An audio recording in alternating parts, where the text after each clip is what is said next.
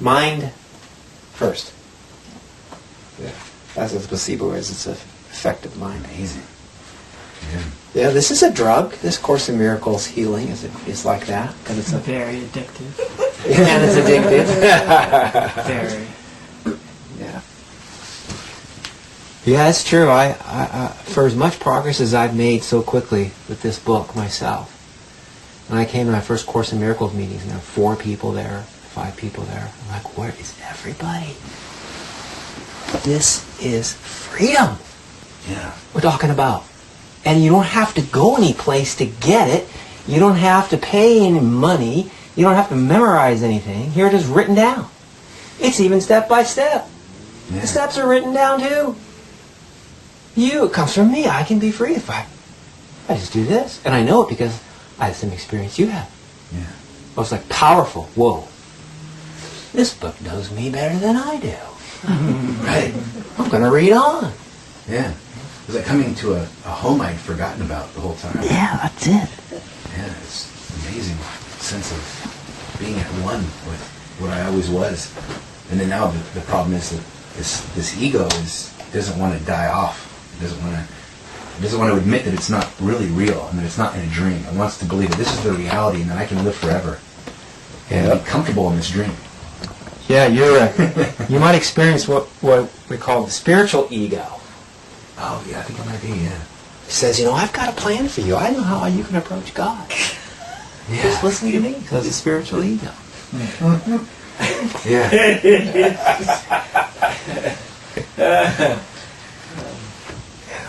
The spiritual, yeah, that's so true, yeah. Well, I think I was transcending. I was actually just creating a whole new layer of illusion. Yeah. Some more expectations for outcomes, Yeah. in this dream. Never underestimate the ego. All right. I guess the Course is going to have us continue with understanding what it is we are choosing on a regular basis. Okay, so for tonight, I want you to think about what is pain. What is pain? Where does it come from? Do you know what it is? Have you felt pain? What a silly question, right?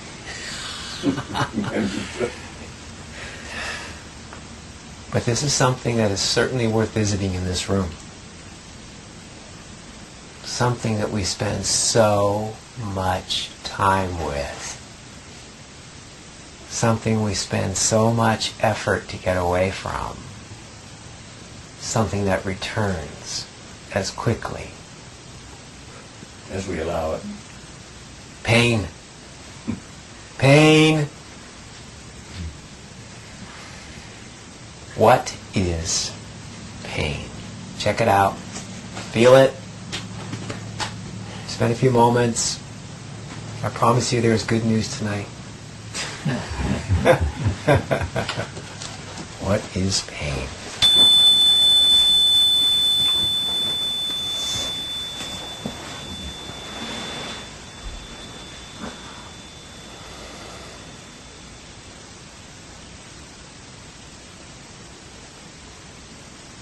Where do you feel pain?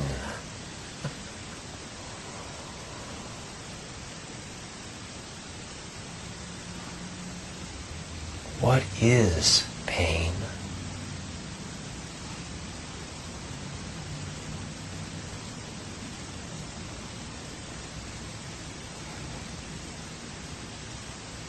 What does suffering have to do with pain?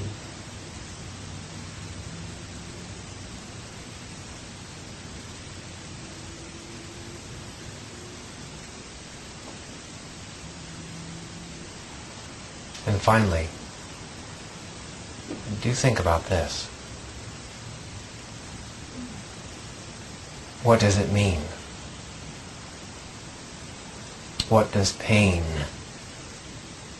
mean?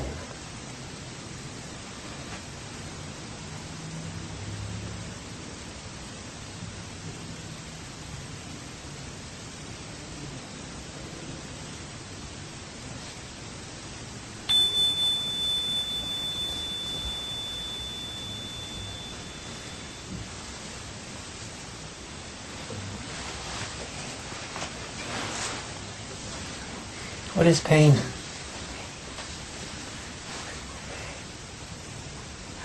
Everybody here has felt pain? 100%? Physical pain? Mental pain? Anticipating pain? So what is it pain? What does it mean? It means you're in a special relationship. It turns out the pain we're going to focus on tonight is, that pain of the First special. sentence. Special relationship. That's what we're studying the special relationship in the course right now, so that's right. Special relationship has some pain. It occurs when you bruise your ego. You bruise your ego. Yeah. And you look bad or you don't get what you want. What do you mean? How's your ego bruised? Well, you just feel that your ego's been slapped around by someone or something, you know, and you feel like, wow, I've been violated or trespassed, but, you know, it's your ego that's been trespassed. Uh-huh. Yeah. Yeah, but it's I. I have been violated. Yeah. I have been trespassed. Yes. Yeah. That's why it's so important. Hurts from the identity. Hey, David. Is there a restaurant that I can use really quickly? There is. Out this store, and then down the street 3 blocks, take a right for half a mile. If you have a quarter, Foster Trees? I was thinking there's a Foster Trees. I'm over the trees. Yeah, so right past the sofa into the corner. Great, thanks. I'll get it back. You have that burrito place down the street. Right, yeah. That's right. Yeah, it really counts. This pain really counts, especially when it's attached to the identity. Oh. Yeah. I've been violated. Mm-hmm. I've been treated unfairly, and it really hurts. Mm-hmm. Wow, that really It's painful. it's It's painful. painful. It goes beyond the cut on the foot, because the cut on the foot will probably heal. We'll forget we had it. You can envision that. But this, what you did to me, how you unfairly and kindly treated me. But you know it. Wow. Now I knew it all along. I did. You're right. Question is, what is pain? Yeah. Came up with 2 kinds: physical pain and then emotional, mental, spiritual pain. And what I realized was emotional, mental, spiritual pain is always has some idea of wrongness associated with it, judgment. Mm-hmm. This shouldn't be happening. This is bad. This is wrong. There's always, and that's from other stuff that not necessarily the course that I've learned, but it totally is pretty much, I think, is what the course would say, is that the ego is based on the idea of wrong, badness. That's what judgment in the ego is, or in the Course in Miracles, is that you condemn something. That's what judgment. Course says he's not talking about judgment on whether something is right side up or if your car's on the right side of the road versus the wrong side of the road. That's not judgment we're talking about. Yeah, We're talking about what you said. right. It's wrong. really condemnation. Yeah, condemnation. Yeah. That it is bad. Something is bad. And because it's bad, it's guilty for doing something or even possibly doing something harmful. Therefore, it's guilty and should be punished. Wow. Of course. It's wrong. It's bad. Dangerous. That's what we're talking about when we say judgment in the Course in Miracles. I think pain they'll always find a judgment for spiritual, emotional, or mental pain. Why?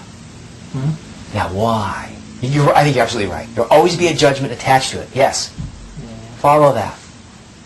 Can we follow that? Why there's going to be a judgment following pretty quickly?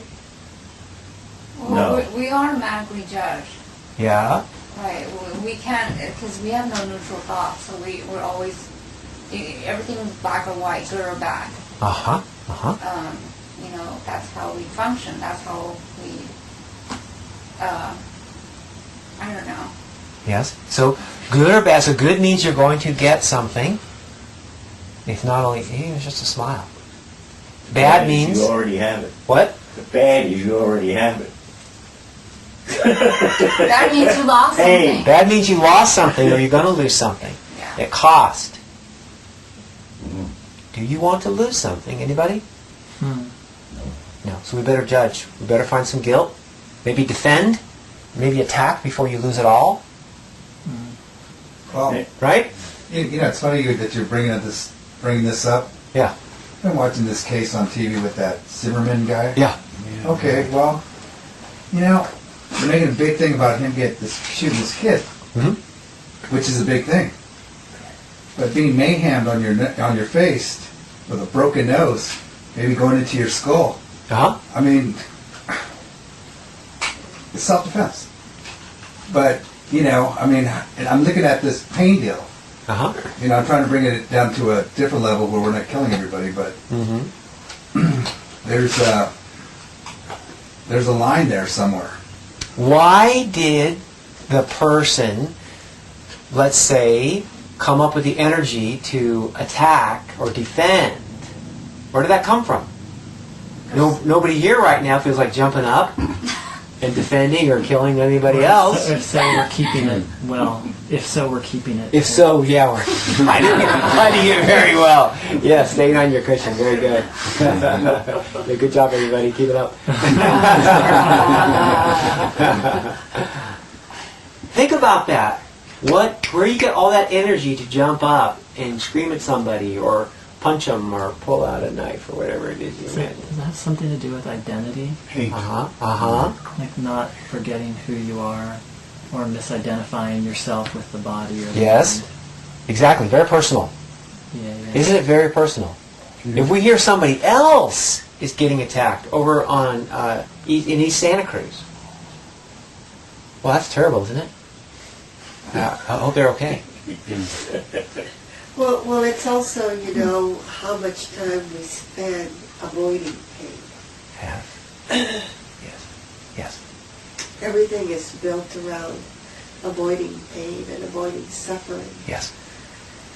You know, so we're just trapped. Why do you avoid pain? Because we value the body. Yes. Yeah. Anybody else? Why do you avoid pain? It hurts.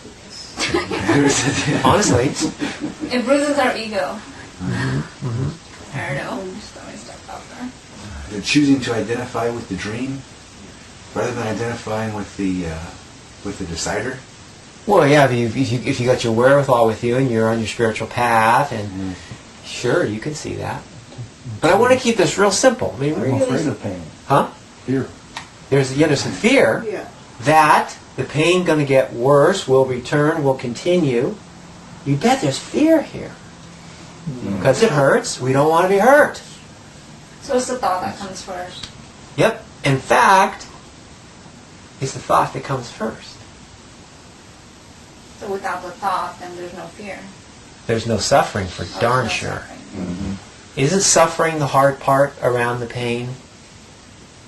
I mean, you can have a stubbed toe, but what happens after the stubbed toe can be much bigger than the toe itself. Somebody can say something to you. They say, "You blank." That's a quick 4-letter word comes out. But what comes after that could last for years. Years!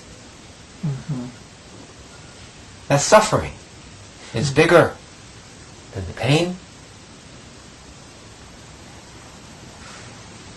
And it's the thought. It's the thought behind it.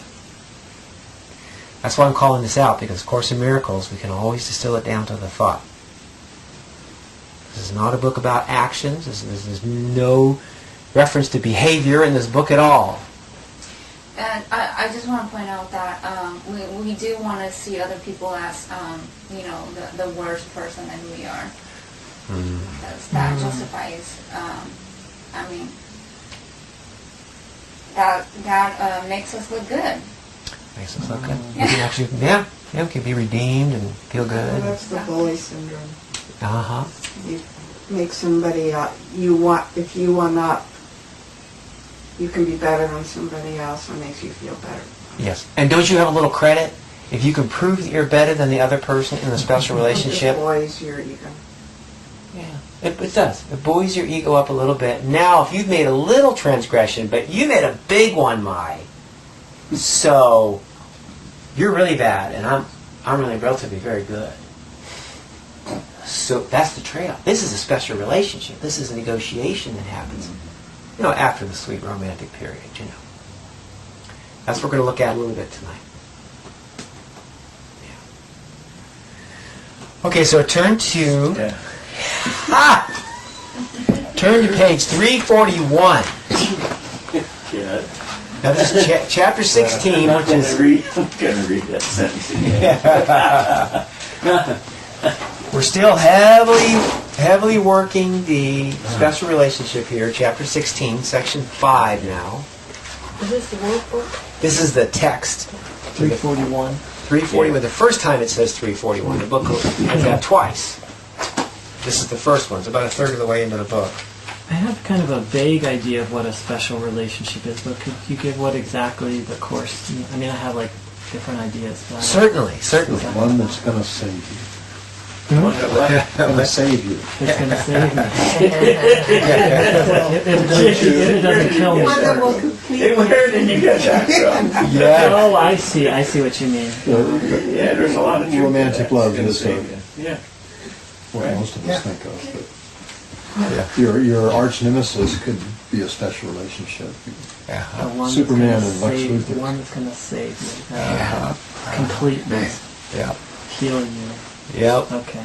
Heal you or kill you.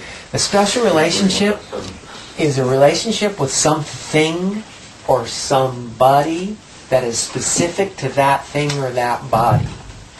So that includes your car, your spouse, your mother, yourself, your ego, your favorite t-shirt. That's what specialness is like. One thing is better than another, right? That's And, what and special means that that object, that thing, that person is fragile and special. And you would have with or for or from that and not from any other. You see, it's the pinnacle of separation. Mm-hmm. Because it is not like other things. No, it is absolutely special. This one, these are the ones that count. That's a special relationship. And we seek them out, and because we only have room for so many favorite t-shirts, or spouses, or girlfriends, like minimum 3, right? Yeah. Or contracts. Yeah, those are only supposed to be 1. So it better count. And it better be good, because I'm forsaking this one and that one and that one so I can be with you. Aww. So Don't you know what this means to me, that I've given up her and her and her so I can be with you? I'm learning. Can't you see how I love you? I'm noticing. I think you chose the right one. No, so I really think you should sacrifice him and him and him and him. Don't go to lunch with them anymore. I don't go to lunch with these. I'm into Is that fair? I'm into polyamory. Wow. Then you have to love what I love, and you have to hate what I hate. That's how I know you love me. Uh-oh. See, that's what makes you special. Oh, boy. But that's if you're totally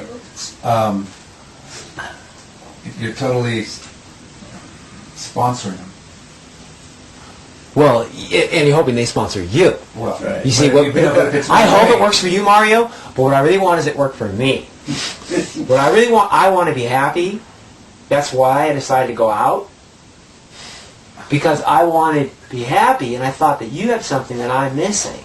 Jeez. And you could fill it in. Wow.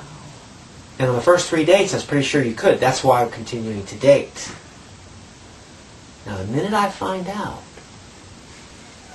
that you can't be there for me the way that I want, am I really going to give up her for you? Because maybe she can. She said she could. I chose you instead. Because that dress you had on the third date. You look so good in that dress. I haven't seen you in it since. What up? You don't wear it for him, do you? So this specialness is that. It's a selectivity. It has favorites. It has demands. Wow. It has descriptions and limits. It's just like a contract. But we call it love. Oh yes. Oh yes. Thank you. Yes, the short term is love. Lowercase L, right? Lowercase L. That is correct.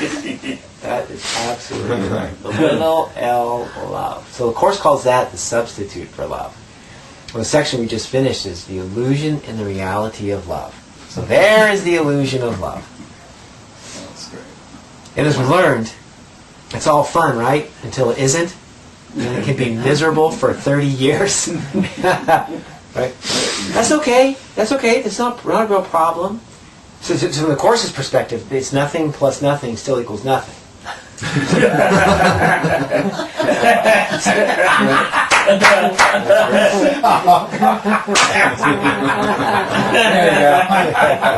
knew I came to the right place. So there's no issue with Course in Miracles about what you decide to do with a special relationship. It's not evil, it's not sinful, and there is no harm done.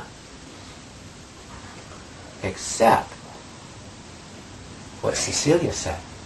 Cecilia pointed out that miserable game that has the occasional smile,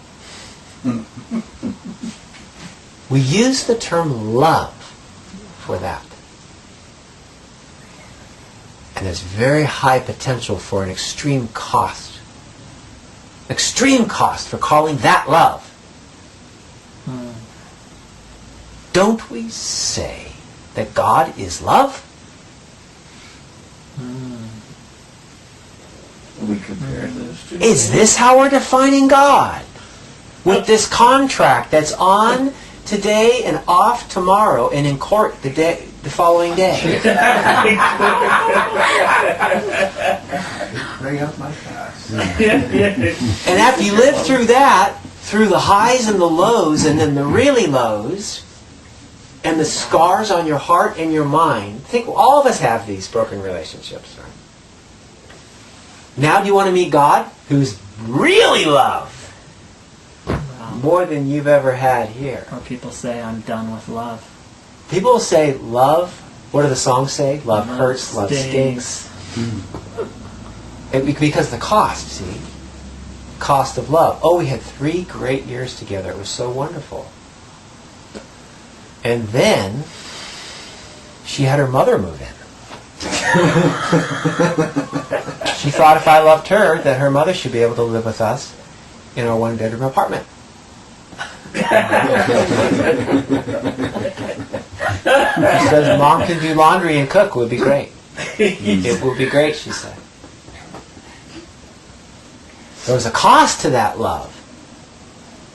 So if that, and you realize, okay, well, I really kind of see, like what David said, when we got together, I had these doubts. I wasn't quite, absolutely sure that this would be the greatest love, but I thought I would try.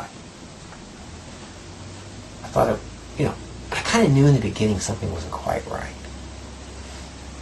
So I didn't have all of what love can offer. So part of you says, whew, but what if you had all? Because that's the idea of God. See, God would be the maximum love.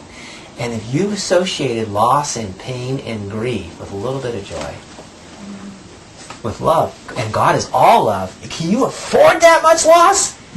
The last one practically killed you. Wow. You almost killed yourself. Remember standing on the edge of that bridge? So that's the Course is calling out. It says, look out. Wow. This is a slippery slope of assigning this, as Cecilia said, the term of love. Wow. He says this is not love, and don't allow that to enter your mind. This is an illusion. It's a special relationship. It's a substitute for love, which means it's not love. It blocks love. It blocks and prevents love. This small L love that we so quickly are trying to have so we can be happy. But in that sense, love has to be all, right? We talked about that. It includes everything and it's unconditional. Aha! But it takes a couple of punches in the stomach to find it, right? Oh yeah. Because how I saw it, like, just like probably like everybody else, the Cinderella story. It's kind of lovey, like a love story. Yeah. Well, so we all fall for it. We go into it. Okay, so it doesn't happen, but the real Cinderella story happens when you find it. But you had to go through that, I guess, that story first. Yeah, see, and actually the way it works is, the Course describes, is you don't find love. You don't find love. Now, of course, all the country music and all the poems say you go out looking for love in all the right Places. Course says, in the section we just read, you do not seek for love. What you do seek for are all the obstacles to the love that is already in you now. If there was any journey that you had to travel, steps you had to take, distance you had to survive in order to receive love, that would ennoble time, space, separation,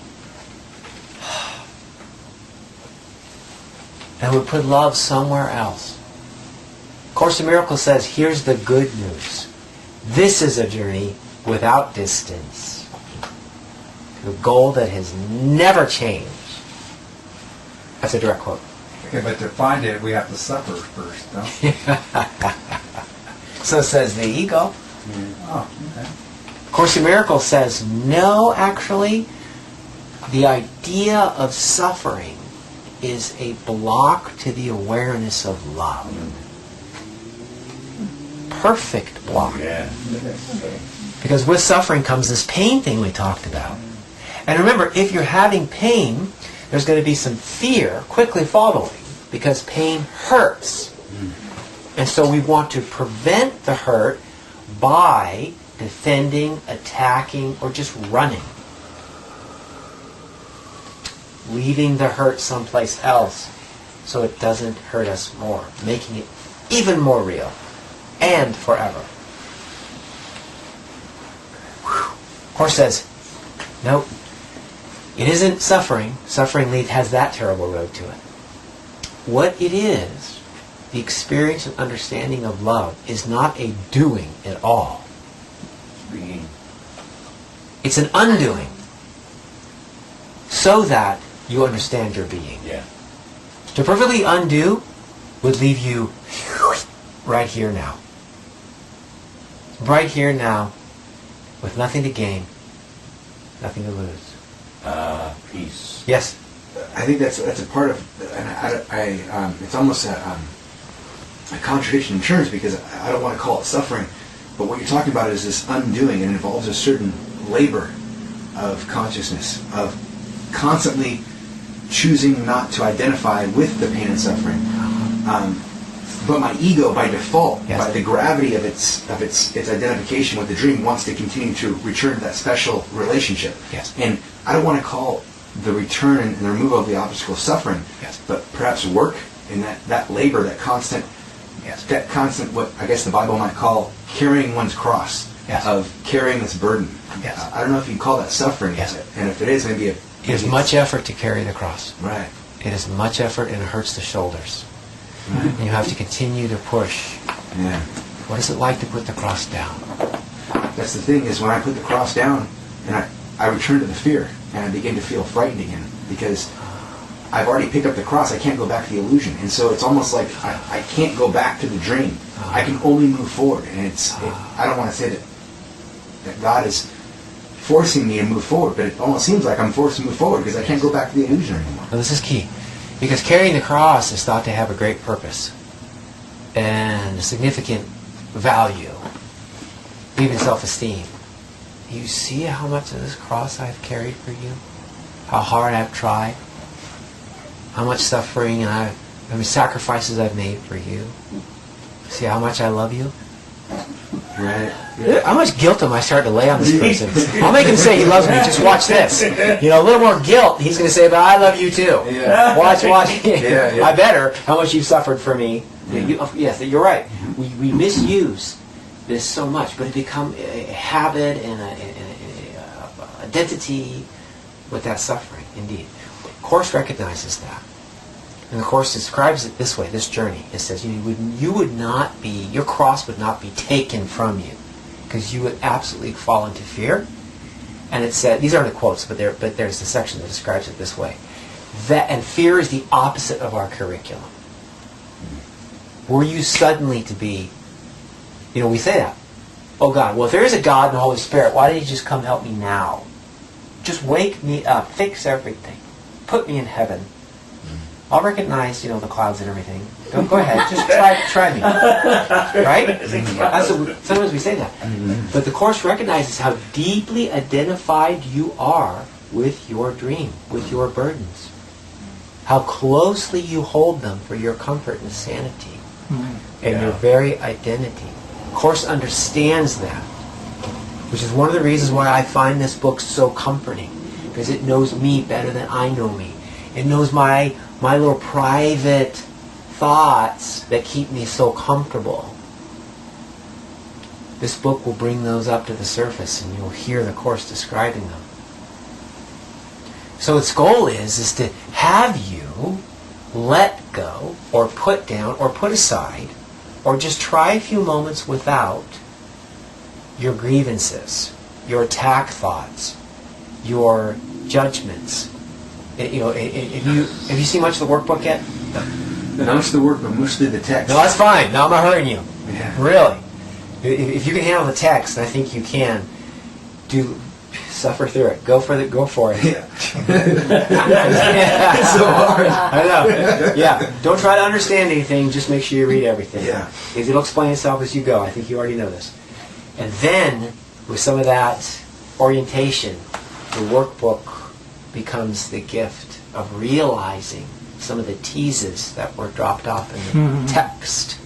And you start to recognize that they're true and you can have them. And of all these is freedom from your own pain-making. The text describes, and there's even a section that has this title, if I can remember it exactly, Seek Not Outside Your Mind. Something to that effect. 'Cause you know that. The book says you're responsible for how you feel. It is your own private hell that you've architected and are manifesting. And so we get to the workbook, we start to peel off and undo with fantastic moments, what we call miracles. Shift in perception of the same painful moment now becomes a freeing moment. Wow, the same pain I've been avoiding for years, it came again, but this time I saw it as my way out. Well, I guess what I'm trying to say is that the existential agony that I experience on a day-to-day basis is like somebody who was like on another planet and had this self-contained like breathing system, and realized this breathing system isn't real. And there's only one true oxygen, and it's this thing called spirit. And so I broke the windows out, let all that false air out. And now the only true air is this breathing apparatus called God, called the truth. And I it's constantly realizing that I let all this false air out, and I can't never go back to that again. I must always constantly breathe only this true air now. I can't go back to the dream. Yes. And that causes, well, the thing is that if I don't consciously from moment to moment attune myself with God and tune in with that peace that passes understanding, then it's literally like there's no middle ground. It's either total love and bliss and joy and crying and realizing that I'm just a part of this great miracle, or it's total excruciating agony and feeling of separateness for not plugging into that source. Right. And I used to have this middle ground that I'd be able to go into and move around in the matrix, so to speak, Yep. and be able to Yep. live this dream. Yep. And it's one or the other now. And Yep. It's excruciating. It's agonizing. And now it's only one. It's only one. There's only the truth that I must follow. Yes, you can deny it as much as you want, but you I- know the truth now. I know the truth now. I cannot construct I can't put up with the illusion. I don't know if it's my mind that's saying you're not smart enough, or that you're not clever enough to create and weave the dream anymore. It's like I put the cross on my shoulders, and there's the only way to go is to cavalry, is to go into the oblivion of self, and to give myself in service and love to others, and to be the instrument of love for God. It's the laying down of my own created ego. Okay. And that it creates, it's such a painful thing on a moment-to-moment basis, to the point of shaking and dying before death, so to speak. Yes, It's indeed. Yes. horrible. But at the same time, I know that it's the only impetus that leads me back to that love. If it wasn't there, I probably wouldn't want to go to the love. It's the fear that returns me to the light. Yes. And it's not, but it's almost like it's not the darkness that I fear anymore. Now it's the light that I fear, because the light's Yes. going to bring me to the annihilation of the whole. The bad news is you can't go back. Yeah. The good news is you can't go back. Yeah. Now what you're describing is called the dark night of the soul. Okay. Because what's happened is you have understood that the way of the world is no longer suitable. Right. Your appetite has changed. You have seen the light, and it was bright and warm, and gave you direction and power that the Yes. world never offered, and you have touched it. Yeah. You're now oriented. That is a spiritual awakening. Because the Spirit is awakening you now, and the darkness can't stand to it. Right. So you're not going to stick with the world. It's way too small now. But you don't know what God is. You don't know where God is. You don't know how to be the Spirit all the time. Can't go back, can't go forward. This is the dark night of the soul in the middle. That's where you are now. Yeah, that's pretty much it. Well, it's good to hear somebody who can at least understand what I'm going through. Have faith, my brother. Yeah. Because there is no standing still. You cannot stay in this condition. Your Right. appetite for the light is far too great. And the light has now surrounded you. And this light has a gravity of its own that is much stronger than any you've ever known. And you're discovering that it is you who is calling you. So the comfort of returning will just increase. But indeed, you're in the desert now. Yeah, that's what it feels like. For Keep sure. walking. Keep walking. Okay. And there's a great guide here. If you lose your way, all of us are in this to some extent. We're all there. You wouldn't be in this room if you weren't, to some extent, making this desert crossing. This book, thank goodness, if your path gets blurry, you would simply go into any page of the book and read it out loud to get oriented. And if you're really inclined, you'll be doing the workbook, one lesson a day. It will tell you exactly where to put your foot, where to put your mind, where to put your mouth and your thoughts to, so that you can continue through this very tenuous stage of releasing all that's familiar, but which is no longer suitable. Do you recommend just picking out a lesson that is appropriate at any time of the day, any day at all? You know. Once you have completed the workbook, Yeah. one lesson after the other, then you can do that. Okay. You can just randomly pick a number. Yeah, that was my question. You bet. You can put it in a bowl in the morning and just reach into the bowl and pick one out. Absolutely. Randomly. It's true. Once you've gone through it once, you get the maximum benefit. See, because they're like a staircase. The lessons are, as you know. I know you know this. But you go up the stairs, and each stair helps you get onto the next stair. They're so clever that way. But then once you've got that whole, you bet. That's a great way to study the workbook. Have a bowl, 2 bowls, and take it out of one, put it in the other. That way you can go through the whole lessons again. The order is not as important. It's still more valuable to do it in order. It absolutely is. Absolutely, for the first 5 times. But I encourage you. Each lesson is a rich That'll be so much easier. Oh yeah. Yeah. Yeah, they're so rich. Each one has 10 lessons in it. That's why I say the first time through, try to do it exactly as it says, or at least maybe the first time just read them, and the second time do it as it says.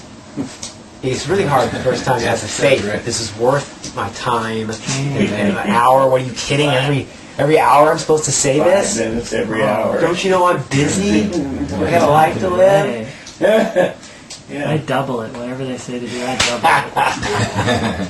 So you I'm talk kind of about like him too, but I mean, that's why it took me 3 years to do, a year lesson. Nice. you're talking about the lessons, right? Yeah, yeah. Okay. Yeah, the lessons, yeah. Okay. Because when you've gone through, even if each morning you just read the lesson and you forgot about it all day. Okay. Most people do that, and they only make it halfway through. Okay. It's true. I'm ready to take my lessons. Okay, Okay. good. I'm ready to take my lessons. He took about halfway through the 365 days to stop. They make it to 199, Yeah. and they stop. That's critical. You know how it is. I am not a body. That's the word we're talking about. I'm still as God created me. It's right. And 20 they days in a row. 15 minutes in the morning, 15 at night, every hour, 5 minutes. Yeah, but, wow. Hold on. that could really improve your experience. That kind of shift. So that's what I say. You take a trip through the workbook, and believe me, you'll find yourself caught up in laughter and tears and recognition of how much power you could have if only this were true. Well, you said a while ago that you just read out loud any page, any chapter, and you feel better, and that's what I've been doing. There's just so much life in those words and these words. It's I don't know. It's just, to me, it's a miracle. That's what it is. To me, Yep. yeah. And that book is yours. It's yours. Every word in it is for you. Every sentence is specifically for you. Yeah. So, any way you want. Yeah. Now, don't you have still any part of this Yes. can apply to I do not know. Open the book, start reading and say, murder and attack. Are you the victim in a dying body, slain? I mean, I start reading, I say, what? Yeah. Even this morning, 2 o'clock, I opened the book, I didn't know what to do. And I opened the book. I read something. I couldn't stop. I mean, it was incredible stuff. Just right for me. Yeah, isn't it? You know? Uh-huh. Yeah, just right. Yeah, if you think you do know, you read a few of these pages out loud, and you'll find out that you don't. But this would be nice if you did. That's the way this thing is cleverly written. It has a phrase like, Course says, what is not love is murder.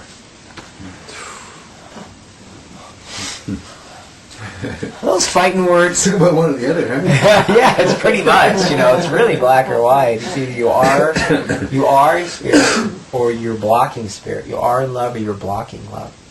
Real love, true love. Not the compromise love we talked about before. There's all sorts of shades of gray there. Yep, that's right. Well, that's good news. If you take that sentence the right way, this is wonderful. Murder always ends. Love never does. Love never ends. Murder always ends. So, indeed. Okay, so let's get into our reading for tonight. All right, we're on page 341, and this is called The Choice for Completion. The choice for completion. We'll talk about that as we go along. And you remember what we just finished with in the previous section? Beautifully, this last paragraph. It's kind of like a poem. It's like a little love letter. I'll read it, and then we'll begin with our reading, because it has this word completion in it, which is not to be missed. Now, this is sorry, Dick, we're going backwards, but just for a minute. God, we try to keep going forward, don't we? It's Right. necessary. So it's 340, paragraph 13. It says, if special relationships of any kind would hinder God's completion, that's that word, completion, can they have any value to you? What would interfere with God must interfere with you. And only in time does interference in God's completion seem to be possible. The bridge that God would carry you across lifts you from time into eternity. Waken from time and answer fearlessly the call of Him who gave eternity to you in your creation. On this side of the bridge to timelessness, you understand nothing. But as you step lightly across it, upheld by timelessness, you are directed straight to the heart of God. At its center, and only there, you are safe forever, because you are complete forever. There is no veil the love of God in us together cannot lift. The way to truth is open. And follow it with me.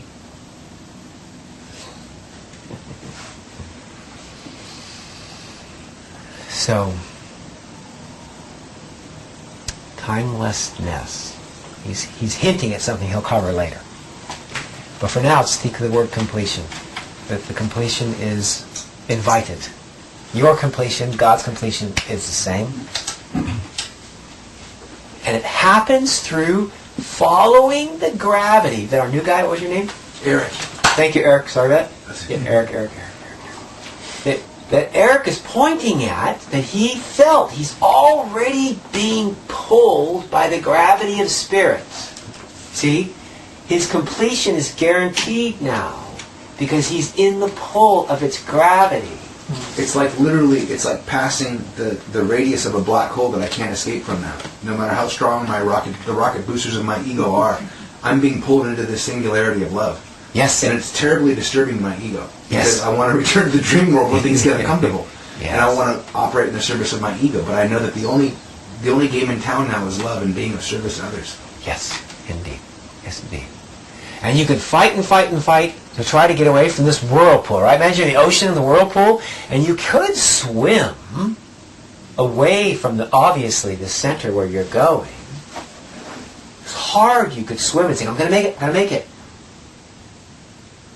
What if you just went still and trusted that this whirlpool had your best, the best for you in its center, and you just relaxed? It would consistently and evenly and gently take you in. I often feel like when I pray to God, God sort of tells me, He's like, imagine that you're like a rabbit who doesn't want to lay on his back and it's wiggling around. And all I want to do is just love you and caress you and have this relationship with you. But you keep wiggling around and you keep fighting about. And just lay on your back and just relax. I'm not going to hurt you. I'm not going to harm you. And it's that relaxing into and letting go of the ego. Yes. I get that every once in a while. Yeah. I just want to fight and kick. I just want to be on my full right. I want to have my carrots and have things my way. But Yeah, it's that relaxation and surrendering into what's, like you say, being drawn into that source. Yes. In It's fact, so hard. It's so true. heck, I'm going to show you where it has a nice little phrase to that effect, if I can find it really quickly. This is going to be, I think it's lesson 135. Yeah, it's lesson 135, which is on page 255. Keep your finger in the text. When that's Flip out. really, that's really great. Flip out to page 255 in the workbook. Oh, the work. In the workbook now. This is lesson 135, Yeah. which is one hell of a lesson. Not kidding.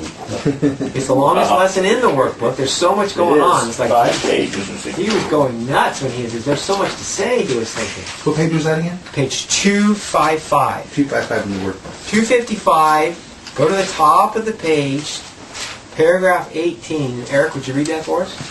Yes. What you could not accept. Whoops, try it again. Oh, sure.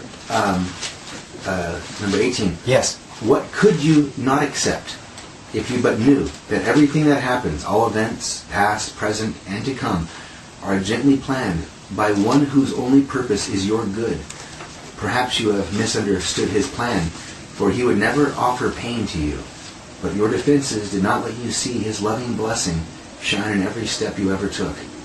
While you made plans for death, he led you gently to eternal life. There you go. Yeah. That just Wow. answered my question.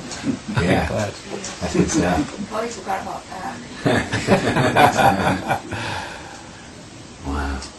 What could you not accept if you knew that everything that happens, all events, past, present, and to come, are gently planned by capital One, whose only purpose is your good? Yeah. Perhaps you wouldn't try to swim so hard away from the whirlpool. Yeah. If you had that trust. Right. Yeah. And especially understanding that it's all. It's. I think the Course teaches that it's all already happened already. Like a carpet. It's already been spread out. It's already all happened, but we're experiencing here in this moment, like little blocks on a Monopoly board. But the game's already been completed. We're just experiencing in this revolution of whatever age we're in right now. Good. Yep. And We're just- rehearsing a dream that is already over, Right. Yeah. and we're just rehearsing it over. That's right. Yeah. Yeah. Both terrifying and promising at the same time. Yeah. Including planet. Yes. Yes. It hasn't been here for a long time. Yeah. Yeah. Okay, back to tonight's reading. Okay, David, would you begin for us? And we'll read one paragraph each, go around the room. Page 341, chapter 16, section 5, the choice for completion. The choice for completion. In looking at the special relationship, it is necessary first to realize that it involves a great amount of pain. Oh, the fine print. Yeah. Imagine getting married. You know, the priest says, okay, before you two get married, I want you to recognize what you're about to do involves a great amount of pain. That's Believe it or not, that was in my marriage Was it? ceremony. Oh, he did. Head the minister. Talked a lot about pain. Anxiety, second sentence, anxiety, despair, guilt, and attack all enter into it, broken into by periods in which they seem to be gone. All these must be understood for what they are. Whatever form they take, they are always an attack on the self to make the other guilty. I have spoken of this before, but there are some aspects of what is really being attempted that have not been touched upon.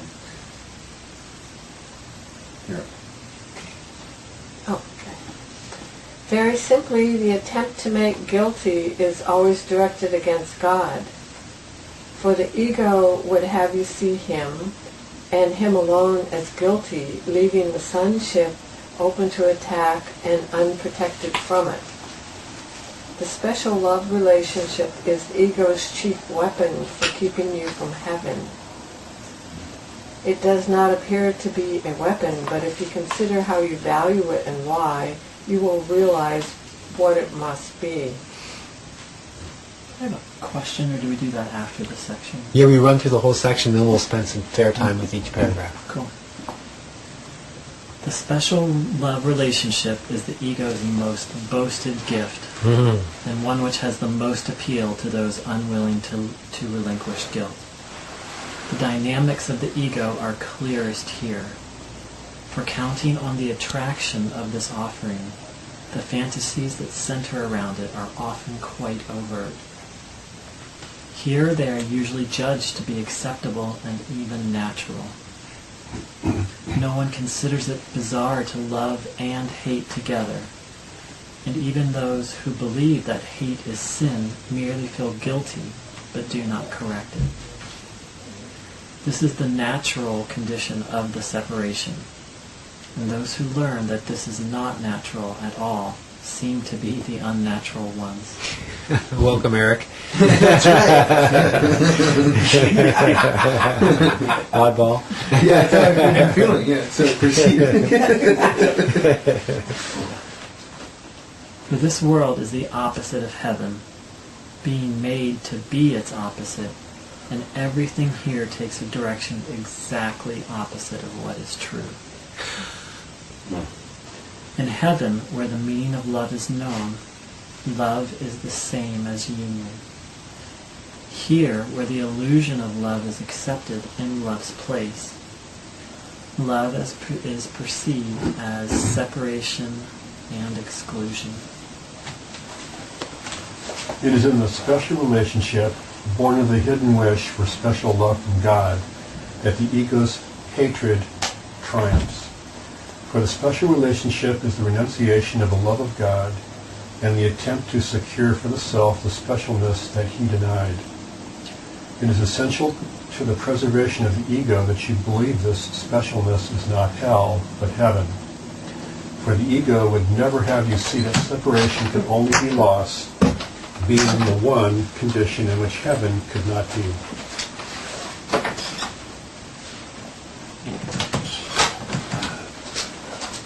Verse 5. To everyone, heaven is completion. There can be no disagreement on this, because both the ego and the Holy Spirit accept it. They are, however, in complete disagreement on what completion is and how it is accomplished. The Holy Spirit knows that completion lies first in union, and then in the extension of union. To the ego, completion lies in triumph, and in the extension of the victory, even to the final triumph over God. In this it sees the ultimate freedom of the self, for nothing would remain to interfere with the ego. This is its idea of heaven, and therefore union, which is a condition in which the ego cannot interfere, must be hell.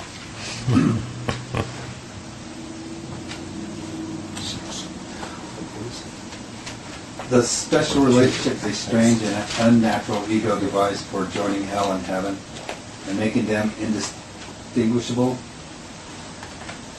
and the attempt to find the imagined best of both worlds have clearly led to fantasies of both and to the inability to perceive either as it is.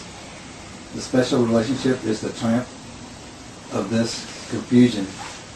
It is a kind of union from which union is excluded, and the basis for the attempt to union rests on exclusion. What better example could there be of the ego's maxim? Seek but do not find. Most curious of all is the concept of the self which the ego fosters in special relationships. This self seeks the relationship to make itself complete. Yet when it finds a special relationship in which it thinks it can accomplish, this it gives itself away and tries to trade itself for the self of another. This is not union, for there is no increase and no extension. Each partner tries to sacrifice the self he does not want for one he thinks he would prefer. And he feels guilty for the sin of taking and of giving nothing of value in return. How much value can he place upon a self that he would give away to get a better one? Busted! All right. Cecilia. The better self that ego seeks, the better self that ego seeks is always one that is more special. Sorry, I've got really bad allergies right now. Okay. And whoever seems to possess a special self is loved for what can be taken from him. Where both partners see this special self in each other, the ego sees a union made in heaven. Where neither one will recognize that he has asked for help, and so he will not interfere with the ego's illusion of heaven, which it offered him to interfere with heaven. Yet all illusions are of fear, and they can be made of nothing else. The illusion of heaven is nothing more than an attractive form of fear, in which the guilt is buried deep and rises in the form of love. You know, I forgot to give out the caveat, the warning statement. If anybody here is beginning a new special relationship, this is probably not the time to be here. These chapters get pretty harsh on that promise of heaven with the other. Let's continue. The appeal of hell lies only in the terrible attraction of guilt, which the ego holds out to those who place their faith in littleness. The conviction... Oh, good. Thank you. Well, okay. The conviction of littleness lies in every special relationship, for only the deprived could value specialness. The demand for specialness and the perception of the giving of specialness as an act of love would make love hateful. The real purpose of the special relationship, in strict accordance with the ego's goals, is to destroy reality and substitute illusion. For the ego is itself an illusion, and only illusions can be the witness to its reality. You perceived the special relationship as a triumph over God because you want it. Let us not think of its fearful nature, nor of the guilt it must entail, nor of the sadness and the loneliness, for these are only attributes of the whole religion of separation, and of the total context in which it is thought to occur. The central theme in its litany to sacrifice is that God must die, so you can live, and it is this theme that is acted out in the special relationship. Through the death of yourself, you think you can attack another self and snatch it from the other to replace the self that you despise. And you despise it because you do not think it offers the specialness that you demand. And hating it, you have made it little and unworthy because you are afraid of it. How can you grant unlimited power to what you think you have attacked? So fearful has the truth become to you that unless it is weak and little and unworthy of value, you would not dare to look upon it.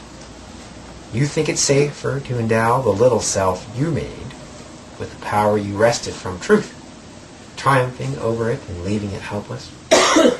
See how exactly is this ritual enacted in the special relationship. An altar is erected in between two separate people, on which each seeks to kill his self, and on his body raise another self to take its power from his dead. You read that again. Woo! See how exactly is this ritual enacted in the special relationship. It says an altar is erected in between two separate people, on which each seeks to kill his self, and on his dead body raise another self to take its power from his own death.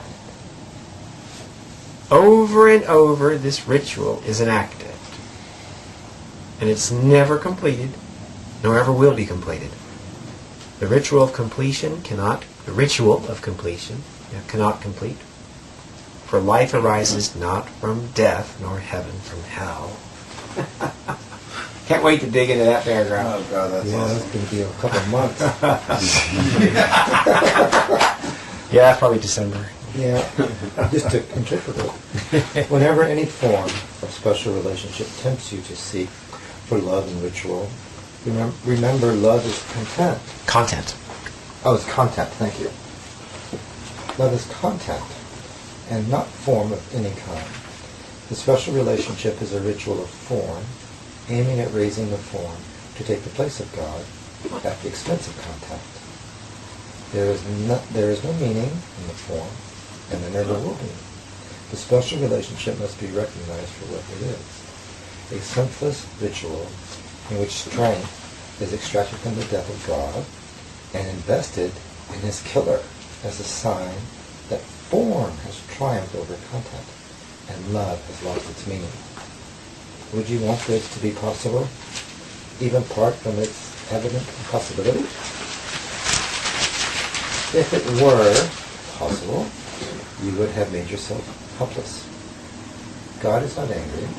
He merely could not let this happen. You cannot change his mind. No rituals that you have set up in which the dance of death delights you can bring death to the eternal. Nor can your chosen nor can your chosen substitute for the wholeness of God have any influence at all upon it. See in the special relationship nothing more than a meaningless attempt to raise other gods before him, and by worshiping them to obscure their tinyness and his greatness. In the name of your completion, you do not want this. For every idol that you raise to place before him stands before you in place of what you are. Salvation lies in the simple fact that illusions are not fearful because they are not true. They but seem to be fearful to the extent to which you fail to recognize them for what they are, and you will fail to do this to the extent to which you want them to be true. And to the same extent you are denying truth, and so are failing to make the simple choice between truth and illusion, God and fantasy. Remember this, and you will have no difficulty in perceiving the decision as just what it is and nothing more. The core of the separation illusion lies simply in the fantasy of destruction of love's meaning. And unless love's meaning is restored to you, you cannot know yourself who share its meaning. Separation is only the decision not to know yourself. Mm-hmm. This whole thought system is a carefully contrived learning experience designed to lead you away from truth and into fantasy. Yet for every learning that would hurt you, God offers you correction and complete escape from all its consequences. Hallelujah. Hallelujah. The decision whether or not to listen to this course and follow it is but the choice between truth and illusion. For here is truth, separated from illusion and not confused with it at all.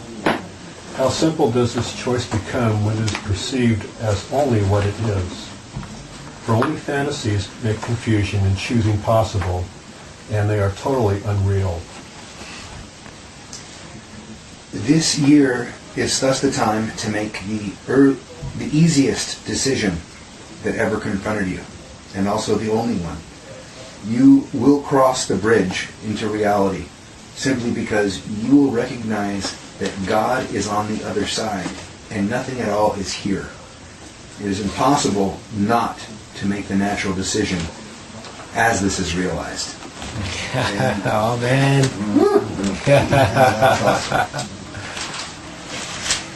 Yeah. What a section. Yeah. Okay, now we go back and let's look at each of these paragraphs in detail. That was intense. Yeah, it's intense. Yeah, that one really hammers on the old special relationship promise. There's a lot of good hope in there too, isn't there? A lot of good raising up of the value of what we're doing and what you are. There's a promotion in here for us. There's a promotion in here for us to take. Yeah. Okay, so 341 and paragraph 1. Who's up? Mario, you have to read? Oh. Yeah, would you read paragraph 1 again for us? Sure. In looking at the special relationship, it is necessary first to realize that it involves a great amount of pain. Anxiety, despair, guilt, and attack all enter into it, broken into by periods in which they seem to be gone. All these must be understood for what they are. whatever form they take, they are always an attack on self to make the other guilty. I have spoken of this before, but there are some aspects of what is really being attempted that have not been touched upon. Okay, so he's really serious, though. What he's talking about here is quite serious. Looking at the special relationship, it's necessary first to realize that the special relationship involves a great amount of pain, anxiety, despair, guilt, and attack. They all enter into the special relationship, but it's broken into by periods in which anxiety, attack, despair, guilt seem to be gone. Where you seem like they're not part of the relationship. And everything's good, and we're soulmates, and we belong together. I'm glad you don't do that terrible thing with the toothpaste tube that we talked about. Right? No more? Good girl. Good girl. I knew we were to be together. God, it's awful. Okay. Now, so turn to... Now, we just read this not too long ago, but keep your finger here. You just turn back about 10 pages or so to, 20, to page 319. It's back in chapter 15. 319, paragraph 9. Just to remind you about the special relationship and what we're talking about. You all there? Mm-hmm. He says, suffering and sacrifice are the gifts with which the ego would bless all unions. And those who are united at its altar accept suffering and sacrifice as the price of union. I know, to be with her, I got to sacrifice this, and I got to give up my that. And that's what it costs if you want to be in a good, strong, monogamous relationship. Show up, right? Suffering and sacrifice are the proper price. Of course, you have to give up something if you want to have union. Watch out. Bullshit. Bullshit. Yeah, we're headed for the good news. That's bullshit. Because watch out, because what we're doing is we're setting up the price of love. This is a slippery slope. This is a very dangerous thing to do. To say that in order for us to be together, we have to each give something up that we really want. The price. Wow, look out. Okay? So Wow. so suffering and sacrifice is the price of union. So says the ego. Sentence 3. In their angry alliances, sound like any special relationship or marriage you've ever heard of? Mm-hmm. In their angry alliances, born of the fear of loneliness, and yet dedicated to the continuance of loneliness. Each seeks relief from guilt by increasing it in the other.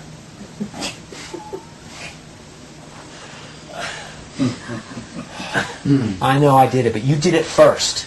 And if you wouldn't have brought it into our relationship, we wouldn't have it, frankly. So, if you don't like it, you started it. We have all, to some extent. Okay, that's what he's talking about. Oh my God! And then it gets worse from there. Oh my God! For each believes that this decreases the guilt in him. The other seems always to be attacking and wounding him. Perhaps in little ways, perhaps unconsciously, yet never without demand of sacrifice. The fury of those joined at the ego's altar far exceeds your awareness of it. For what the ego really wants, you do not realize. Boy, what a great preamble to the illusion of love that the special relationship is. Only because we've all lived it. We've all been in that contractual, conditional love where you just can't help keeping score. calling the other one out, making them a little more guilty than you, and the pressure is off. Okay, so back to our paragraph on page 341. He says, in looking at the special relationship, it's necessary first to realize that it involves a great amount of pain, anxiety, despair, guilt, and attack all enter into a special relationship, whether broken into by little periods, in which they seem to be gone. But all these must be understood for what they are. Whatever form they take, they're always an attack on the self. To make the other guilty. To make the other guilty. Yeah. You get that? I had that thought during the night. You did? Talk to us. Huh? What do you mean? Well, yesterday I was over on the East Bay, and I was with the couple, the Mira and I, and her brother, who's ill with cancer, and the wife. And wow, I can't. It's hard to say, but I kind of experienced many aspects of what this says in the short 3 hours that I was there. One thing that was really a problem was belittlement and attack. I mean, unbelievable belittlement, condemning, and they're married for 12 years or something like that.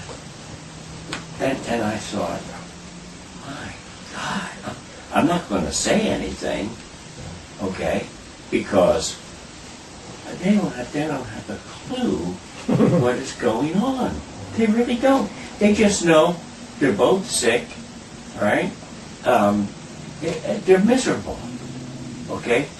And then I also realized something affecting myself, okay? I got told to something I should have known. Okay, so I really got an open attack on me. Okay, for which I was not really responsible for, and it just came out of Christ nowhere. A quick load of guilt was passed. Yeah. Uh-huh. And I then immediately thought about my German wife, okay, and I remember my oldest daughter, Crystal, coming to our house in Menlo Park, and the opportunity showed right there, and my German wife opened up Pandora's box and reported to my daughter everything that she thought I did that was absolutely horrible. And I was openly attacked there.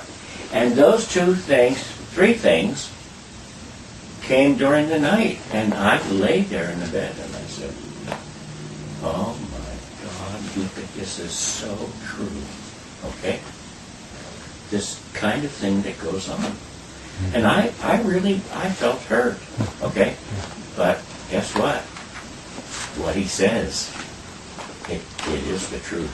Mm-hmm. And these things really do happen. Mm-hmm. Okay? Yep. And I don't like them. Yep. Boy, I do not like them. Yes. And therefore, but I'm totally defenseless because one attack and then another attack to follow up with it is totally insane. Mm-hmm. Uh-huh. So I simply take within the first attack. Mm-hmm. That's it. Okay? Mm-hmm. And be silent. Mm-hmm. Yes. So we recognize a couple dynamics are going on here. One is what we're going to read about tonight, which is about where the attack, as he's saying, comes from, and the cost of it to the one who is throwing out these words. Yeah. And the other thing we should think about in your story, thank you for that wonderful sharing, which I think you caught yourself on, which is that if you feel attacked, if you're feeling attacked, where is that attack coming from? Sono mio. That's right. I figured that. Yeah. Even though you were all peaceful and blissed out, Right. and so those words came out of that other sack of bones. This is what you would report with your hands raised over the Bible in court. No, I know, on your honor, she said that I was a jerk, and then it felt bad. Is it because we only relate to the past? Well, we relate to what we believe. We're living in the past, aren't we? Yep. Yeah. Everything he believes in the past. So he's defending the attack. Based on the things in the past, sure. Because he's attacking himself. She brought up all his past. So, but he felt it. And he says, this the past affects me. Yeah, last night at 3 a.m. And it immediately confirmed That's the past. what we've been reading here in the Yeah. special relationship. Yes, You know, it's, yes. Here, watch this one come, okay? Uh-huh. A big curveball. Indeed. You had no, I mean, Yes. Yes. wow. So here's this immersed anger, Uh-huh. all right? Yeah. And out it came. You know? And I thought, well, more of what Jesus says is going on. There's more confirmation. Yes. And I felt, of course, terrible about this. Yes. Okay? Yes. Because it's happened 3 times that I remember. Yes. Twice yesterday. Yes. And, Yes. some 12 years earlier Yes. with my German wife. See, what we fail to recognize is, and the proof is all around us, but we don't notice it, is that you are as you are now. What I mean by that in this situation is you are perceived as you are now, not as somebody said you were. If you have a wrinkled face and your fists are clenched, is I'm not an angry person. She says an angry person, but I'm telling you, I'm not an angry person. You're like, yeah, right. Yeah. The witnesses say, uh-huh, sure you're not. So he rewinded his tape from your past, right? That's what I did, yeah. Okay, but so during that rewinding period, you went back, right? I went back Okay. and realized that the whole attack aspect of a special relationship is Okay, but it woke you up been at my 2 experience. It woke you up at 2 o'clock in the morning? I don't know, maybe it was earlier than that. Can't get much earlier. No, 2 o'clock is not a magic time for me. Yeah, but I woke up with Yeah, that. because I go through that a lot, but then I'm finding that I'm just like I need to rethink like a lot of those things that I went through to heal them. Just to realize like, Oh, yeah. I'm on the right track. Yeah. You know, you see all that like, wow. No, absolutely, Mario. This is what Course in Miracles would counsel you to do, is you would forgive something, not by ignoring it and saying, oh, that's over and in the past and gone. Yeah. No, if you're thinking about that, it's not in the past. Right. It's here right now. Right now. Right. There it is. It's been reborn. It's real. Yeah. And so that's where we apply forgiveness Yes. on whatever's up.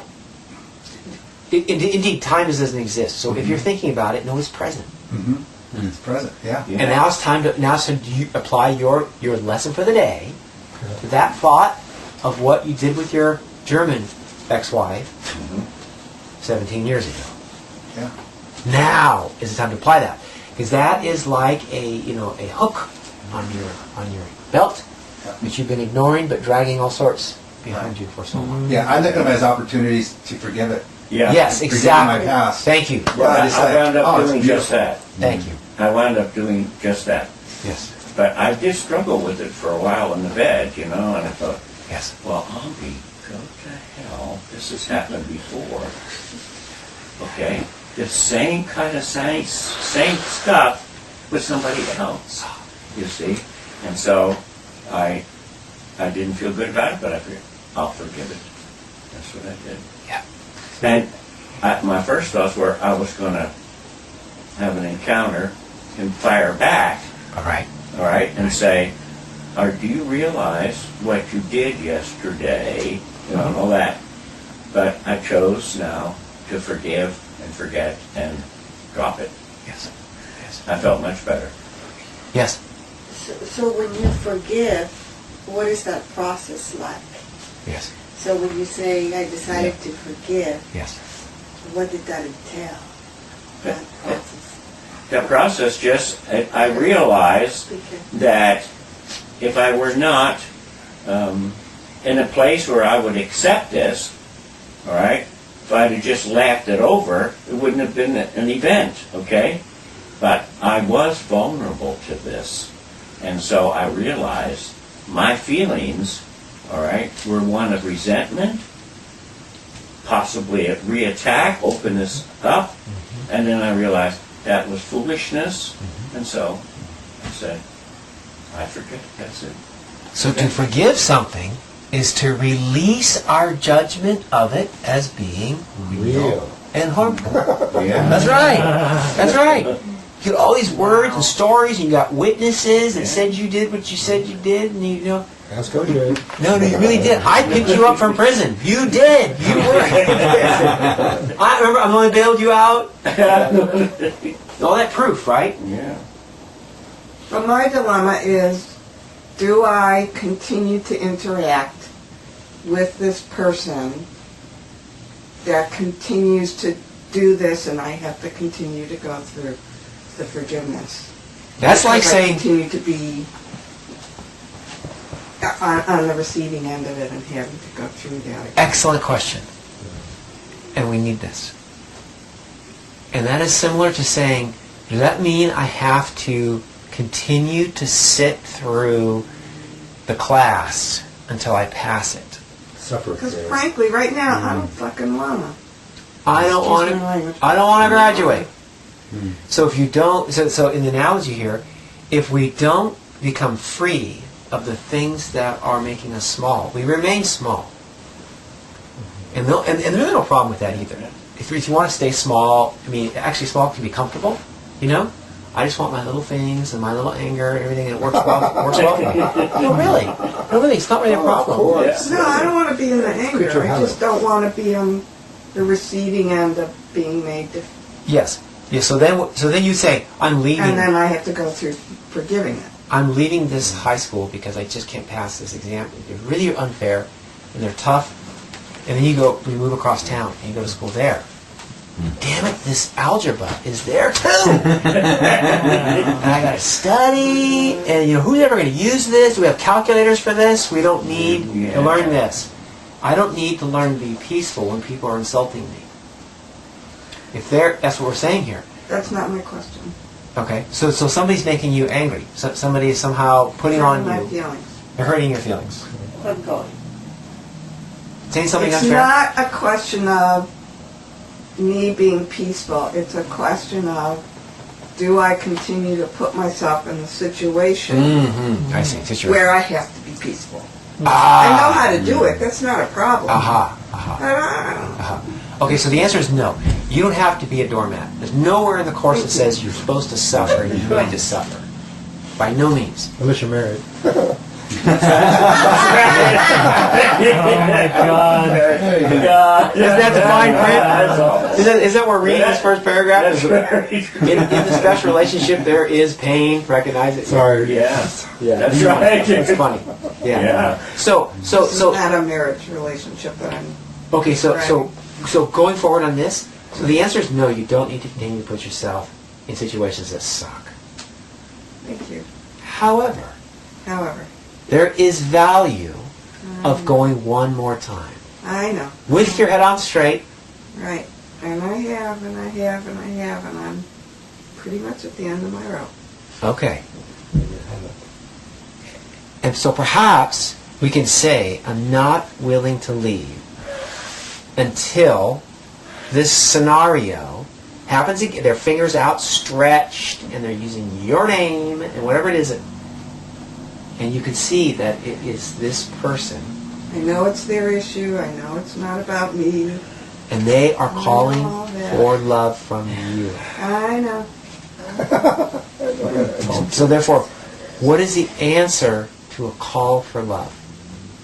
To love them back. To love them back.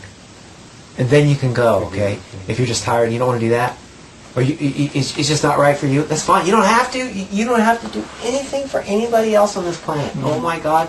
Thank you, Course in Miracles. What is your job in Course in Miracles? What's your job? Accept the atonement Remember for who you yourself. are. Accept the atonement for yourself. Same. Remember who Same. you Same. are, yeah. Absolutely. Accept the atonement for yourself. Please don't try to accept the atonement for anybody else. Yeah. Please don't try to make the world a better place.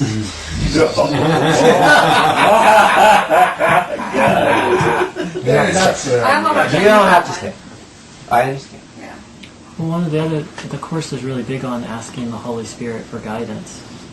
And lately what I've been doing is I've been asking the Holy Spirit what will save the most time. Because the Course talks about how important it is to save time, which is a whole nother... A whole other twist. Means We'll save get there. time between now and my own atonement, and now and the atonement of the world. And yeah, so... For me, it's what kind of quality of life do I want to have? And being in that kind of interaction is not the quality of life I want to have. Yeah. And I understand all the dynamics, and I'm real Yes. good with boundaries. It's just not the quality of interaction I want. Yes, indeed. In fact, But this is with two people that I've been friends with for 40 years. It's a big thing to let go of. Yeah. Two of my closest friends in the world. Yeah, I've been kind of seeing the world differently from this book. Yeah. They offer popcorn? what? I've been seeing the world differently from this book, or reading this book. Does it offer popcorn? Does the book offer pop? Oh, yeah. I mean, if I go to the movies, it's Yeah. hilarious. All the drama, all the comedy. I'm not saying I love it. It's just like I was there. Yeah. You already know what's going to happen. Yes, yes, yes. Right. Yeah, it is in a way. Oh, it is, man. That's why I say you eat an opera, though. Yes. Thank you. And thank you for taking care of yourself, because from your peace will come your ability to love and to know love. You must choose peace. Whatever that means. Whatever that means is your first goal. And then you will find the space to choose the atonement. It's not through... Jesus says, don't go climb up on a cross. Yeah, And if you're hanging on a crucifix over there, come down. Come down. Because the lesson is not in anything of this world. No one relationship, but rather it is in your ability to recognize that love and peace is in you now. And if you're in a place where it's so loud you can't hear that, go where it's quiet. Absolutely. Appreciate it. And the Course says, no worries. He says, if you go away from a situation where you had a lesson, no worries, lesson will return. If you need to learn it, no worries.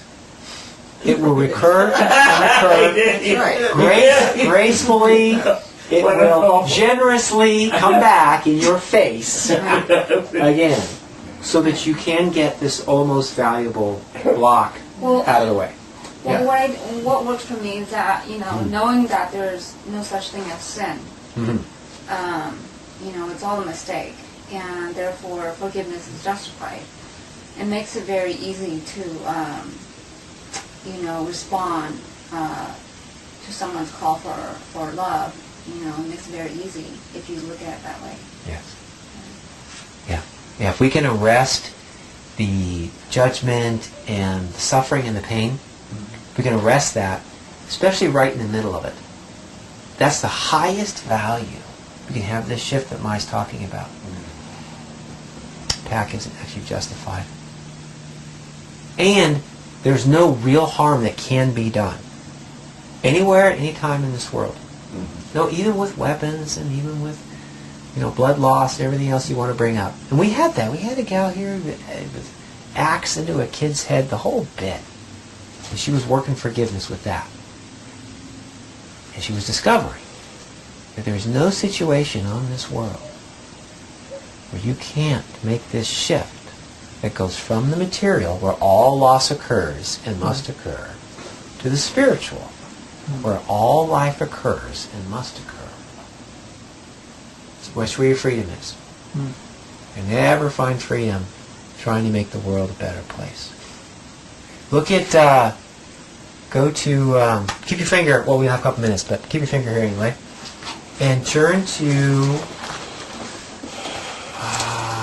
this is going to be page, let's see, 445. Page 445 in the text, chapter 21. This is where he's kind of counseling us about watch out for trying to make the world a better place. It's a slippery slope. It'll have more costs than benefits. This is Course in Miracles for sure, right? This is Reason and Perception. Page 445, chapter 21, introduction.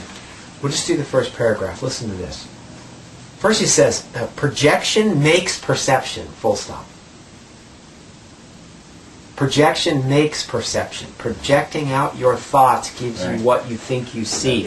Full stop, 3 words, complete lesson, complete meditation, complete understanding of what your experience is. 3 words. Projection makes perception. Which is another way of saying that the thought precedes the perception. Exactly. Which is another way of saying, I give everything I see all the meaning it has for me. Which is another way of saying, you spot it, you got it. You see what you want to see. You see what you want to see. The self-fulfilling prophecy. If you seek it, you will find it. Well, or you see what you don't want to see. Because you don't want to see it so bad that you... That's right, it happens because this is what you're believing you'll get. But it's like the fixation on when I get these panic attacks. It's almost like I begin to project the fear, and then my mind goes and chases the rabbit, and I can't stop chasing that rabbit of fear. And the only way to stop chasing that thought is to tune myself back into the love again. Yep, you got to break the cycle, the circle. The cycle, yeah. It's self-perpetuating, self-fulfilling prophecy. The Course talks about this a lot. Remember all these circular thoughts we talk about? Yeah. He does it over and over again. And one of them, the biggest one of all, as you give, you receive. Exactly as you give, you receive. And now he's showing us how exact that is. Okay, so here we go. He starts out, 3 words. Projection makes perception. But he says more. It's all redundant now. He's going to repeat himself now with more words. But really, that's it. Those 3, that's it. Yeah. He says the world you see is what you gave it and nothing more than that. Full stop. But though it's no more than that, it is not less. He says, watch out. It's not that it won't go away as long as you're looking for it. You will find it. Projection makes perception. Therefore, to you, this world that you make is important. To you. Yeah, each of us in our private thoughts, it's so important in just the way that we look for it. Yeah. It is the witness to your state of mind, the outside picture of an inward condition. As a man thinketh, so does he perceive. Did I say he's being redundant? He's going to tell you this over and over and over again. Projection makes perception. That's because he really means it. Therefore, seek not to change the world, but choose to change your mind about the world. Perception is a result, not a cause. And that is why order of difficulty in miracles is meaningless. Why? Because they all come from the same exact level. They all come from the same source. There's no order of difficulty since it's all the same. It comes from your thoughts. It doesn't come from the outside. That would have lots of orders. Everything looked upon with vision is healed and holy. Nothing perceived without vision means anything. And where there's no meaning, well, there is chaos. Projection makes perception. I was just kind of going back to pain, what it felt like. And I was using that. I think I brought it up one time, is that when pain pushes, Yeah. vision pulls. Yeah. Yeah. Very good. Yes, yes, yes, indeed. That's how it is. Yep. Ego and pain push, like hands behind you, moving you along, maybe faster than you'd like to go, but you got to go. Whereas spirit and vision, understanding, truth, love, is an invitation. It pulls you along. It does the work, and you will gladly follow. But by no means are you forced, because it's free. It is a freedom, not a compulsion. Yeah, good distinction. Can seem quite subtle, but as you get finer at recognizing what peace really is, and I've said, we've done this before, we've done the peace meditation, and I think a lot of people discover they don't actually know what peace is. They've never afforded peace.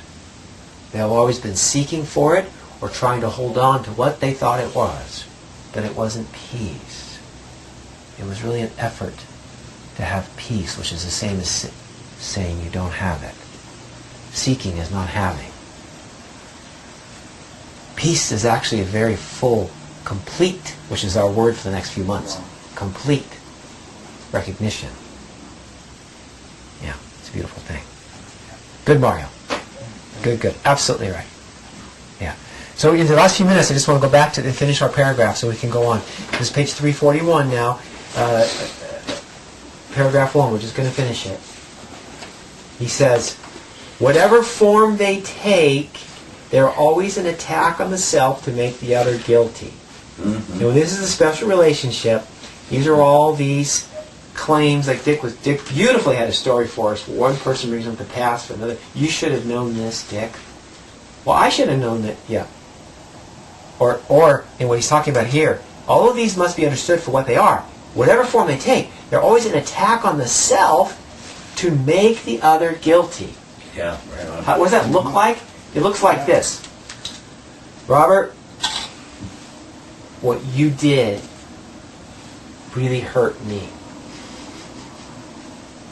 I'd like you to apologize.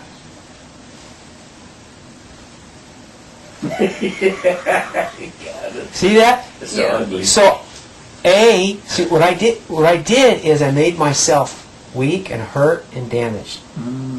I told you and I told me that what you did hurt me. I did that tonight. You did, huh? I was watching it because I knew it was coming. Okay. About 2 weeks ago. It was interesting. Yeah. Just go ahead. But I'm teaching myself that I can be hurt, and I was hurt. And now that I told him, I'm going to have to remember how much this hurt, aren't I? I'm teaching myself it's real, this pain. Whatever it was that, Robert, what you did really hurt me. I think I'm sadder now than when I first found out. Yeah. You should be. All right? Aren't I admitting it, saying out loud for the first time that I got hurt? It's actually a little worse now. Yeah. But I mean, would it be maybe if you say it without meaning? If you say it to teach, to tell him not to do it again, but you know what I mean? Okay, well, that's going to sound a whole lot different No. than Guilty. having the ego serve out some guilt. Oh, baby. Yeah, you could say something much higher level. I'd prefer if you didn't do this because it takes too much time and it's difficult and not a hurt. Well, I mean, like a special relationship, though. How would you phrase it? Exactly, without the guilt. Okay. That's what we're going to learn to do here. When we get there, when we get to the holy relationship, when we approach the whole problem, and I'll do this. I'll role play the exact same way in the holy relationship, where something goes wrong. It will. That's what happens on the planet with bodies and gravity. Right. And thin skin, metaphorical and physical, things go wrong. What we're going to go from is a special relationship where there's a competition, things go wrong and they get broken and they can't be healed, to the holy relationship where nothing can get broken that counts. The relationship is not harmed. There's no such thing as loss. There is living, and that sucks sometimes. But it doesn't include loss to the holy relationship. We'll get there. But first you have to recognize that the special relationship involves pain, and a lot of it. And one of the negotiations that seems to hold the special relationship together is... In court. What? The court? Guilt? Yeah, the threat of court. Right. No, the guilt. What I'm doing with Robert, and I know you've all felt this, I'll admit first, that I'm binding us together, aren't I? I said, Robert, Yeah, you are. what you did really hurt me. Oh, poor. And I care about us so much that I expect you to apologize now. He's going to say, Andrew, I'm sorry. And I really want to heal this between us. And then we'll end up saying, well, I'm so glad I feel closer to you now. Guess what we got out there? Coyotes? And then you'll hear the sirens in any minute. But you see this? This is this sick twine the ego uses. Isn't that perfect music for this? This terrible story that the ego calls love is not love. It's an illusion of love. But aren't we bound closer now? You said that you're sorry. It's the siren. Here comes the sirens. They hurt their ears. They hurt ours too, but We heard it coming before we did. I believed you when you said you were sorry. And I accept your apology for hurting me. Don't forget it. Because I won't. But haven't we sort of agreed now to play nice and you won't do that again? I got one up on him. We do this. We do this. But Horse is calling out. He says, I know you like to do this because you felt like you got a little strength in your relationship from that little maneuver. He says, but watch out, because what you're doing is you're actually weakening yourself as you make the other one guilty. All that is in that one sentence. You want to read it again? Look at that. He says, whatever form they take, however sweet I make this sound, however sweet I make it sound, the fact is, it's always an attack on myself to make Robert guilty. An attack on myself first. I'm weakening myself. So whatever happens with him doesn't matter. I'm going to take it with me. Is that crazy? Okay. Now, Jesus says, I've spoken of this before, but there's some aspects of what's really being attempted that have not been touched upon. And boy, he's going to dig into that. He's going to back that one up. Okay, so there we have it. We have... Can you explain that part about when you're telling him how much he hurt you, how you're attacking yourself? Yes. Can you give us 1 minute synopsis? Yes. In order for him to fully feel the guilt that I want him to apologize, I want an apology. What I really want for him is to pay me. I'm going to buy an apology from him. Because if he'll drop to one knee and a little tear forms up, I'll know he feels it. Power. He'll say, Andrew, I'm really sorry. I didn't know I hurt you so much. I didn't mean to do it. Well, you better be sorry. Right? So I want him crying. I want him really sad. I want him a little, dejected and broken. Bring your flowers, all that stuff. Yeah, I really want a good apology. But in order to get that, you can't just have that. I got to make him guilty first. I got to make sure he knows how much I hurt. Otherwise, why would he care? He says, it was a mistake, Andrew. I didn't mean it. Forget about it. No, I'm not going to forget about it, Robert. It really hurt. It's nothing. You'll heal up in a few days. No, it really hurt, Robert. Come back here. Don't walk out on me. I want you to see how much I really hurt. See? Bleeding. Behold me, brother, at your hands I die. Exactly. Yeah. Behold, brother, at your hands I am crucified. That's a perfect quote. That's a quote right out of the Course. That's right. Yeah. Behold, ye at your hands I am crucified. You crucified me. Look at the bruise. Be there for days. So now he says, oh, I didn't realize you were hurt so much, Andrew. Now he's going to let go of the door and let it close behind him, and he's going to pay some attention to me. And he's going to say, I'm sorry, and mean it. Or I'm going to make him feel more guilty. That's what I mean. So first, I have to make myself harmed, even though it doesn't hurt that bad. Actually, I hurt myself worse over here when I was cleaning out the closet. So you did this today, and it's at least half as bad. See? Right? So I'm going to get some guilt up in him.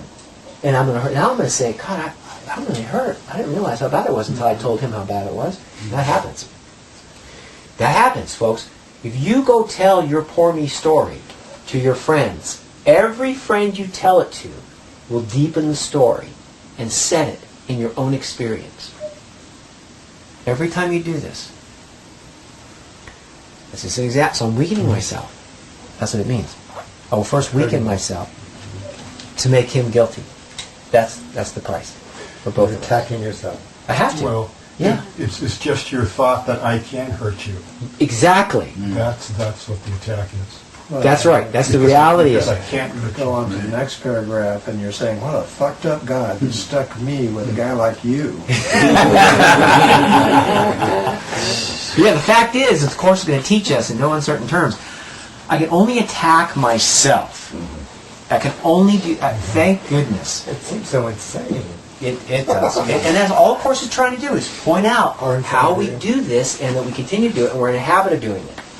Lifetimes. And that we think that there's some benefit to it. But when exposed, we'll stop doing it. When you see the valuelessness in making somebody else guilty so you can feel better, you won't want to do it. You'll be free of it. You'll be free of it. It won't have any juice.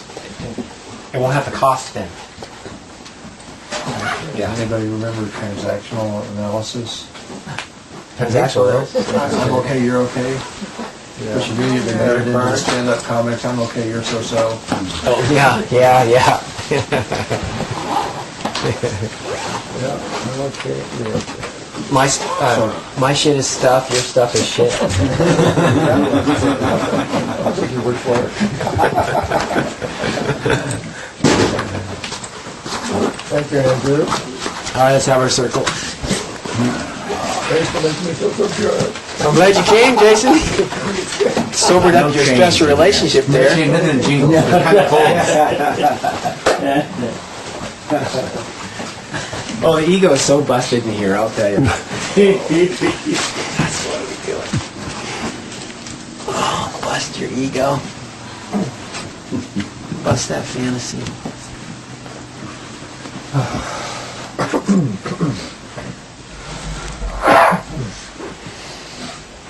Ouch.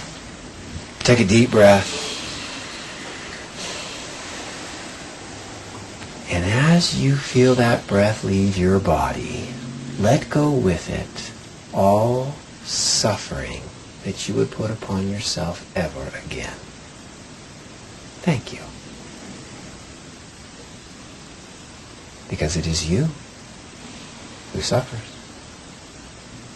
You can blame the pain on the world. You can blame the pain on your body. You can blame the pain on this and that. But it is only your thoughts that suffer with it. And it is that same power that can bring you peace and simplicity and actually build up your strength. So you something now you'd rather share than hide. So recognize that pain of itself is nothing. And choose peace instead of these difficult thoughts that will burden you for years. Yes, let go all suffering you would put on yourself, starting tonight, forever. Amen.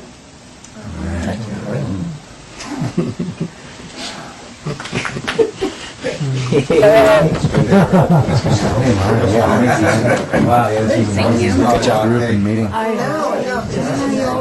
Good.